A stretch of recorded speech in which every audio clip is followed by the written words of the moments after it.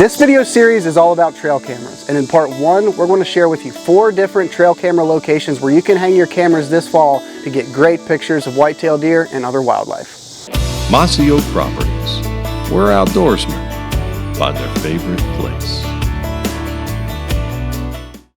Well, it's almost that time of year, our favorite time of year, which is deer season. Yeah, along with deer season, one of the things that we need to go out and do, well, you don't need to, but it's one of those fun things that you could do on your property or your lease ground or whatever, is to inventory your whitetails and other wildlife. That's right. One of my favorite parts of deer season is actually the build up to it. Oh, yeah. The anticipation, and one of my favorite ways to kind of participate in that anticipation is running trail cameras in August, September, and then once we get into deer season, obviously you're keeping an eye on the deer on your property, the bucks and the does, and where they're at, what they're doing, and what times of the day.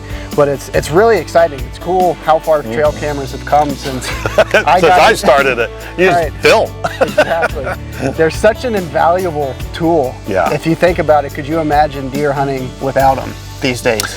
I tell you what, a lot of people couldn't hunt with them. Exactly. We've gotten to that point, but as we mentioned in the intro, in this video we're going to go over 4 different locations that you and I hang our trail cameras to learn about the deer on our property for one, but also just to get really cool pictures and videos of deer and other wildlife. And I think we're going to start right off the bat with food sources. Yeah, food sources are one of the, probably the #1 places that people put their deer cameras, because you put in all this work and you want to see the fruits of your labor, if you will. See how many deer are destroying your food plot, eating themselves out of house and home.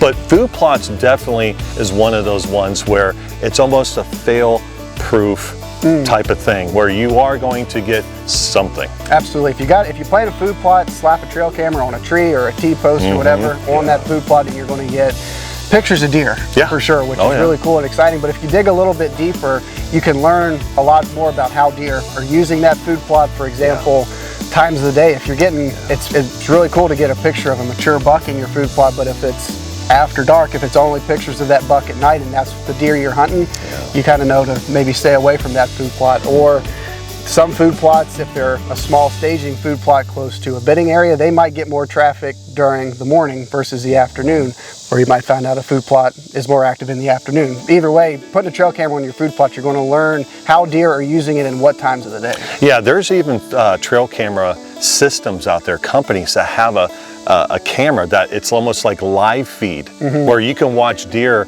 browse on, you can watch the food plot grow to the deer utilizing it nonstop. All you have to do is just pull out that old device of ours that's always in our pocket, and you can watch that activity all the time. But Cody's right.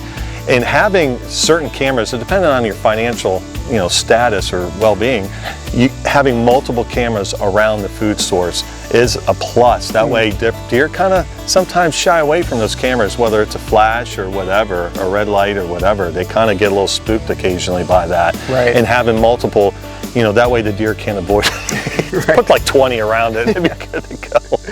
Yeah, but yeah, food plots for sure. It's almost, like I said, it's almost a fail-proof where you're going to have instant results. Absolutely, but when it comes to food sources, think a little bit beyond just food plots for your trail cameras, especially leading up into deer season. Food sources, obviously, for a deer are more than just food plots.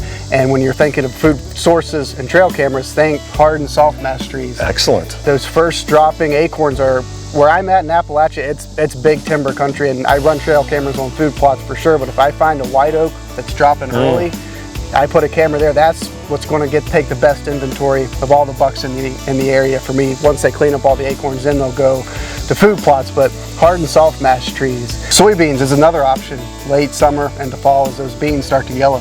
Yeah, and they go side by side as also corn. The deer are switching to that carb content, getting away from that high protein type diet. Acorns drop, Cody mentioned that. And obviously corn being more fatty, that their clock is ticking, they know. You know what I mean? So yeah, so just your food sources, think about what a deer biology, the biology of a whitetail deer and what they need that time of year. And that's where you should put your cameras on this food source. But I do like the old thinking outside the box. Always think food plots, your hard and soft mass, berries, etc. Whatever you have going on. So we talked about food sources. Let's talk about another resource that whitetails and all wildlife need, especially this time of year, is water. Yeah. Putting trail cameras on water sources, especially water holes.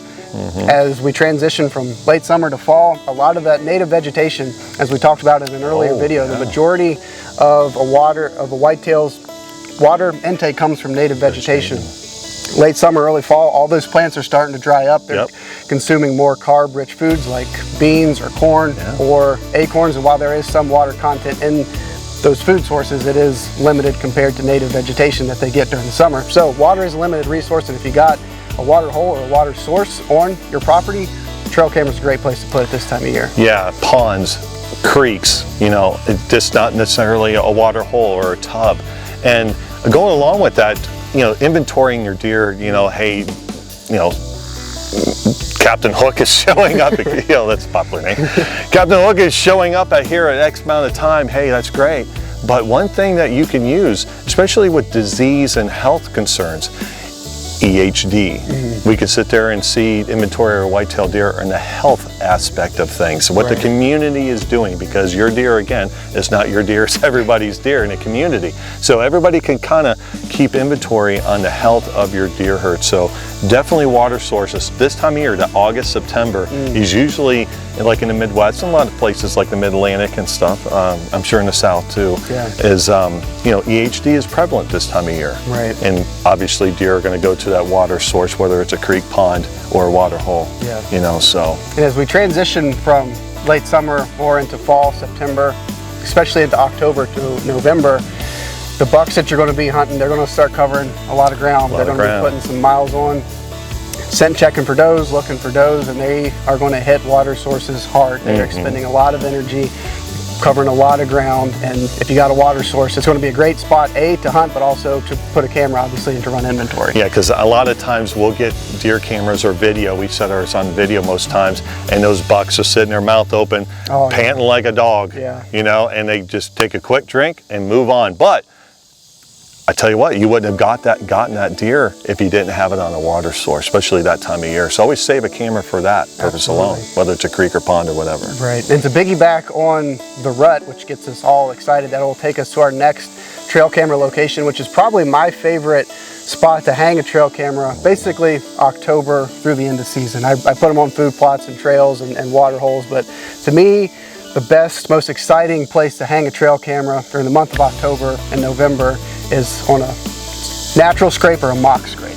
Yeah, mock scrapes itself. You get, I mean, how many, it's amazing when you put your camera on a scrape, let's just call it a natural scrape, the amount of different age class deer that visit like one of those big old scrapes. I mean, you get 1.5-year-old bucks on up to the ones that we're trying to harvest, the does that visit it as well. You can, I mean, it's like a water hole. It is like using a, you know, putting it on a food plot, because you can inventory the health of the deer, you know, what's using it, like who, you know, like who's this guy? I mean, we can learn so much by putting them on scrapes. That's right. They're really a social hub.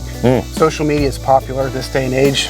A scrape is kind of like a Facebook or an Instagram where everybody comes and they have their profile. When a deer, believe it or not, they're really social animals. You don't think of them as being social because they're not vocal. Does bleat, bucks grunt, but they're not social like other social animals. They communicate socially, chemically, and when a buck, doe, even a fawn, when they work the scrape, they're leaving a lot of scent and information, preorbital gland, forehead gland, when they rub urinate, tarsal gland. And they're depositing a lot of scent and information in that scrape, and that's how they communicate to all other deer in the area. So October, when we're in the rut, when bucks are moving, does, they're wanting to be bred in that same window, so they are moving, they are communicating as well. There's arguably no better place to put a trail camera to run inventory and to gauge really the stage of the rut or how deer are moving that time of year than a mock scrape or a natural scrape. Yeah, and what's really fun, once you do that and you start like, hey, let's try things, putting it on a mock scrape and using different scents, Armor All, I've heard, Pepsi, Coke, and just seeing how the deer react to it, make a mock scrape and just do different things. And what's really interesting, you know, I've seen it myself where you put, I forget what it was, but I think it was a pop, and that buck came back and he destroyed that scrape. it's really neat to have fun. That's what we're supposed to be doing. That's right. They're really curious animals. So I mean, a mock scrape, as soon as a deer hits it, it becomes a natural scrape. So once you get it started, deer are so curious. Once one deer hits it and leaves that scent information, another's going to want to come check it out. My only final thought on a mock scrape is if you have a trail camera that has the capability to put it on video, is to put it on video.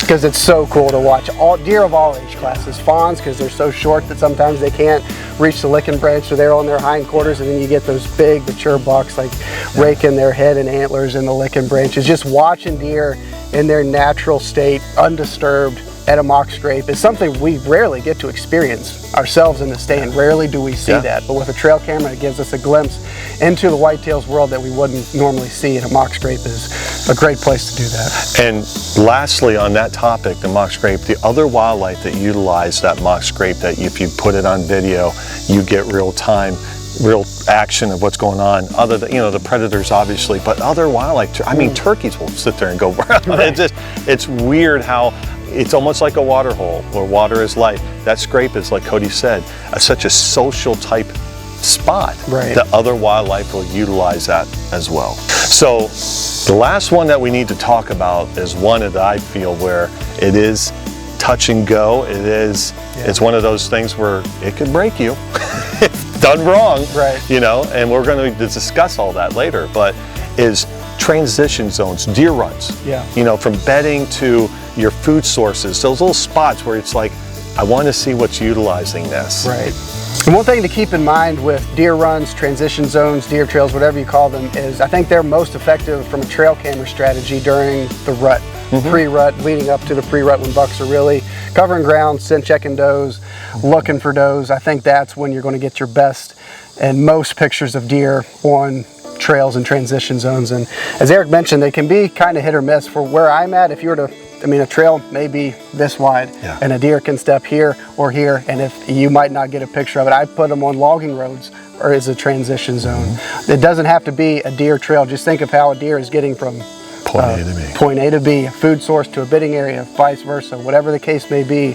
You can get a good inventory of how deer are using your entire property through these transition areas. Yeah, and along with the rut, another time where to utilize that is the latter part of this hunting season. That stressful time of year where a lot of us still have tags. we're hunting into December and into January. So, those bucks might disappear, but put those cameras back in that transition area, those runs, logging roads, whatever, so you can, because those boys are, they're still going to be on their feet looking for food, and it's a good, instead of putting it on a water hole where it's just frozen in my neck of the woods. Water hole does nothing for you. But a transition from food to bedding is what we want, especially that latter part of the year. That's right, and the cool thing to me about deer trails or logging roads, however wildlife you're going to navigate through your property, is you get a lot of cool pictures and videos of animals other than whitetails, which is really cool, because we get, especially during deer season, that's all we're going through our trail camera cars looking for is big bucks usually. Doe, fawn, big buck. We don't pay as much attention to other wildlife, but especially on video mode. And again, if you have the means, I recommend video mode over pictures, because it's so cool to just watch wildlife undisturbed.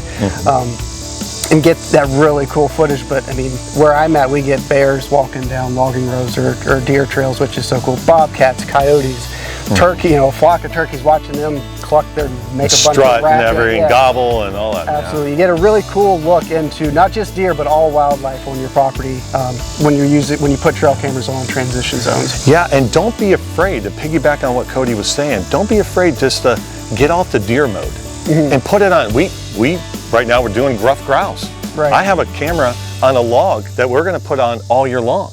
And it was funny because every time we would get a deer camera video, we're like, hey, how about we position the camera this way? Next thing you know, we got a camera shooting down, and it's like, this is so much fun. But other, like geese, sandhill crane, and this sky's the limit. Don't be afraid just to get it off the old deer mentality. That's right. Trail cameras, as we mentioned in the beginning of the video, they've come so far. They used to be, I remember my first one it used to be that film, bright white flash. I had to take the SD card to Walmart to put it in the picture reader. And you get 50 pictures and maybe 3 would be of a deer. Rarely was it ever of a big buck. But now they've come so far, and just to piggyback on what Eric said, be creative, think outside the box, get out of deer mode and ruffed grouse, strut zones for turkeys during the spring, put them on a water hole at ground level to get how all their wildlife beyond deer are using a water hole. Really be creative. There's such a fun and valuable tool that we have as wildlife managers that just limiting them to just deer, you're really doing a disservice to the tool. So with all that being said, consider those 4 trail camera locations we talked about in this video for especially running inventory this time of year for deer, but also consider all wildlife.